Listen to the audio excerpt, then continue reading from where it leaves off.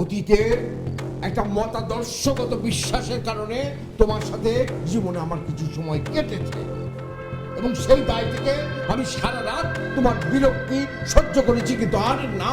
আমি আর সহ্য করব না। অনেক অপমান সহ্য করেছি, আর করব না।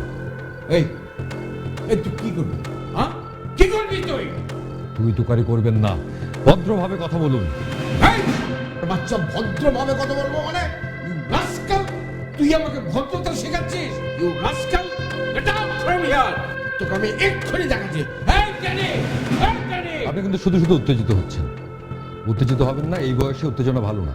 দেখেন, এই যে উত্তেজিত হচ্ছেন, শুধু শুধু কিছু একটা হয়ে যাবে, দায় কিন্তু আমার হবে। আপনি শুধু শুধু মরবেন, পরে শুধু শুধু মিথ্যে আমার জেল, তারপরে